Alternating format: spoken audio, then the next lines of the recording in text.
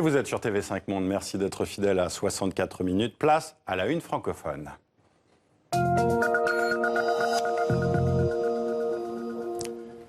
C'est un travail profondément humaniste et Jean-Dominique Burton le creuse depuis des années. Après l'Allée des Rois, Vaudoune, Vaudounon ou encore Gorée, le photographe belge revient avec une nouvelle exposition sans papier photographique qui donne un visage, une histoire, une vie à ceux qu'on appelle les exilés, les réfugiés ou encore les demandeurs d'asile, une manière de les réhumaniser. Une exposition photographique et vidéo d'un type nouveau aussi, montrée sur grand écran OLED. Merci Jean-Dominique Burton d'être avec nous en direct de Bruxelles. Mais merci à vous. D'abord, bonsoir. Comment est né ce projet? C'est un travail qui a commencé en 2005. Oui, mes enfants allant dans une petite école communale, donc c'est une commune qui s'appelle Rixensart, qui est vraiment dans la banlieue, ce qu'on appelle le Brabant wallon, tout près de Bruxelles. À un certain moment, en 2005, j'ai commencé à voir une foule bigarrée qui arrivait, des femmes africaines qui étaient là, parées de tissus extraordinaires. Et j'ai demandé, mais d'où venez-vous? Et elles ont commencé à m'expliquer leur périple. Alors, j'ai trouvé ça assez étonnant et j'ai voulu qu'elles participent leur expérience devant les enfants. Donc, j'ai amené une grande carte de géographie, une grande carte du monde, et elles ont commencé à m'expliquer leur trajet.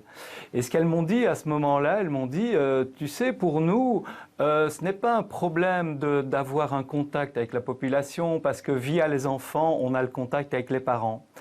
Et par contre, c'est beaucoup plus compliqué pour les isoler parce qu'eux, ils n'ont pas ce genre de contact. Donc, tout ce travail a démarré comme ça. Alors, on voit justement, on a vu des portraits de cette exposition. Et on voit justement dans ces portraits vos modèles qui montrent des papiers, des croix, des portraits. C'est vous qui leur avez demandé de montrer quelque chose qui leur tenait à cœur ?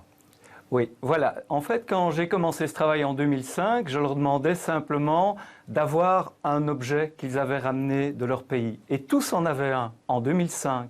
Et c'était devenu un espèce de talisman ou un doudou pour les enfants. Enfin, c'était quelque chose qui les reliait encore à la mère patrie.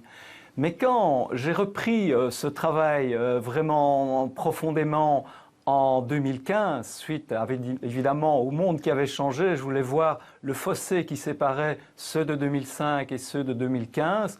Je me suis rendu compte que quand j'aurais demandé la même chose, il n'y avait plus d'objet. Il n'y avait plus rien. Ou bien l'objet avait été photographié sur un téléphone mobile, mais ils n'avaient plus rien. Ils étaient partis sans rien, ils avaient tout perdu. Alors, Jean-Dominique Burton, c'est une image résolument optimiste, malgré tout positif que vous donnez de ces femmes, de ces hommes et aussi de ces enfants. On voit beaucoup de sourires, de joie dans vos photographies. C'était une volonté délibérée de votre part de ne pas tomber dans le misérabilisme? Ah oui, oui, vraiment. Et moi, je trouve évidemment que c'est une chance incroyable. Parce qu'aujourd'hui, les gens vont au bout du monde pour essayer de rencontrer d'autres cultures. Ils payent très cher leur voyage. Et là, si on tend la main, si on fait attention à ce qu'ils nous disent, on a toute une histoire qui est proche de nous. Et non seulement on l'a dans le langage, dans la musique des mots. Et je dis toujours, moi j'ai eu un gros handicap dans ma vie, c'est que je suis complètement nul au niveau des langues. Donc j'ai dû vraiment développer un autre moyen de communiquer. Je l'ai fait en essayant de capturer la lumière que ces gens dégagent. Et je n'ai jamais eu de problème de langage parce que quand on fait attention à leur regard, à leurs gestes, à la modulation du langage, on comprend tout ce qu'ils disent. Et donc, dans le travail que je montre, donc c'est une alternance de portraits fixes, d'images en noir et blanc animées et de sons. Il n'y a pas de traduction quand ils parlent parce que je veux que les gens qui vont voir cette exposition aient exactement la même situation que moi. Quand je les rencontrais, je n'avais pas de traducteur à côté de moi. Mais il se passait tellement de choses magnifiques que je crois que je peux vraiment faire partager ça. Vous en parliez il y a un instant, de ce rejet aussi en Europe, en Occident.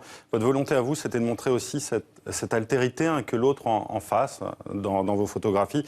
C'est aussi soi-même et c'est peut-être aussi ça qui fait peur. Oui, oui, bien sûr. Moi, je crois que c'est toujours la peur de l'inconnu.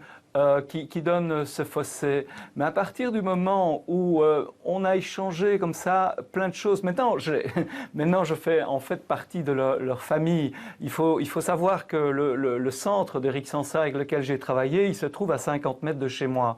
Donc en 2005, j'avais installé un studio dans leur centre, mais en 2015, jusqu'à fin 2016, je l'ai installé dans mon propre studio chez moi. Et je trouvais que c'était la moindre des choses, c'est de montrer, il n'y a rien à cacher, venez chez moi, vous êtes les bienvenus. Je les accueillais avec souvent de la musique de leur pays quand je la trouvais. Et puis, il y avait une grande carte du monde et je leur demandais de mettre une pastille eux-mêmes sur l'endroit d'où ils venaient. Et on voyait une constellation de points comme ça qui commençait à vivre sur cette carte.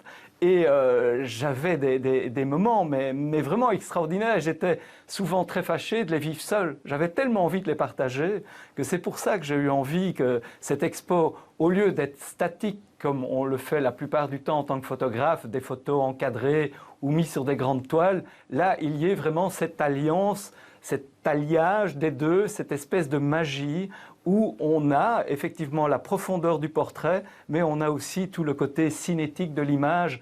Et d'ailleurs, j'ai assisté à quelque chose d'incroyable hier, c'est qu'il y a un groupe qui regardait l'expo, ils ne savaient pas que j'étais là, et à la fin de l'expo, ils ont applaudi. C'est pas m'applaudir moi qu'ils ont fait, c'est applaudir une relation privilégiée qu'ils venaient d'avoir. Et on ne verrait jamais des gens applaudir après avoir terminé une exposition de photographie traditionnelle. Et ça, c'est un beau retour. On vous sent ému. Merci Jean-Dominique Burton d'avoir été avec nous en direct depuis Bruxelles. Je rappelle donc que votre exposition sans papier photographique est actuellement visible en Belgique à la maison communale de Rixensart avant de partir faire le tour du monde.